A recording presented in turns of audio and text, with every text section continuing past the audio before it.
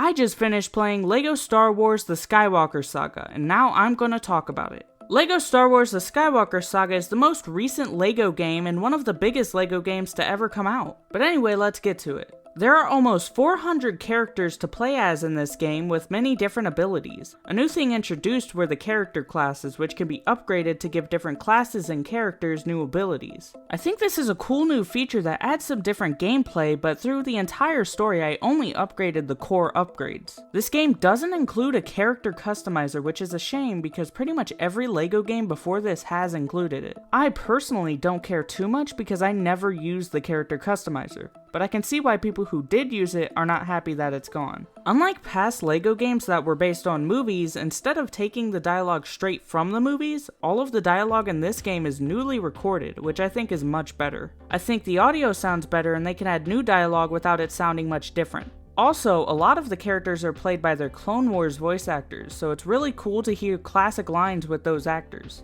There's also a choice in using Mumble mode, which is unlocked from the start. I didn't use it because I like voices in LEGO games and I think Mumble mode isn't that good because it isn't integrated much into the story like it was in original LEGO games. It kinda just mumbles over the same scene that was meant for voices. The story of course follows the 9 main movies for the Skywalker Saga. It adds the LEGO humor that we are used to for LEGO games. I usually don't pay too much attention to the humor in LEGO games, but I thought a lot of the jokes in this game were pretty funny. I think stuff like the Jar Jar comedy works way better here than it does in the movies.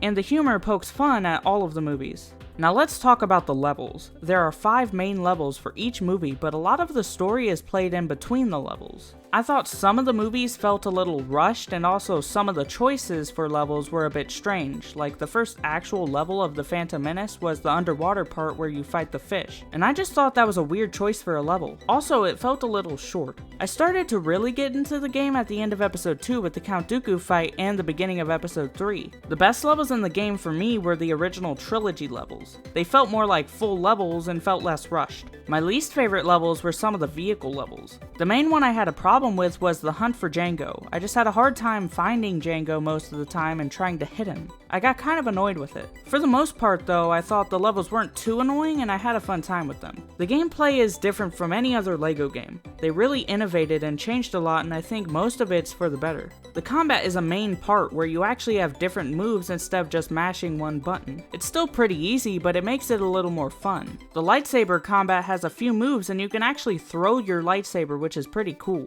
The blaster combat is also different. It's over the shoulder and you can actually aim at specific targets. There are also different types of weapons you can get from crates like flamethrowers and different types of blasters. The boss fights were cool with having different stages and I thought some really added to the story like the Boba Fett fight. I felt like you would encounter builds less often than in previous games, which for a LEGO game the builds should be a bigger part of the gameplay than it was. There were multi-builds that let you pick which path you want to go, but I felt like you didn't encounter that too often for it to really make a difference. There are around 25 different planets to explore, which could take a long time to complete with there being a lot of different things to explore and collect. For the actual collectibles, they replaced gold bricks for kyber bricks. And there are over 1,000 of them, but unlike gold bricks from the previous games, these actually have a use. They are used to upgrade character abilities that I talked about before. There are also no red bricks. Some of those abilities that used to be red bricks can either be gotten from upgrades like Stud Magnet, or from getting data cards to buy them like the multipliers. Besides that, there are your standard characters and ships to collect. True Jedi is a little different though. There are now 3 different levels and you get a kyber brick for each one, and then you get True Jedi for getting all 3.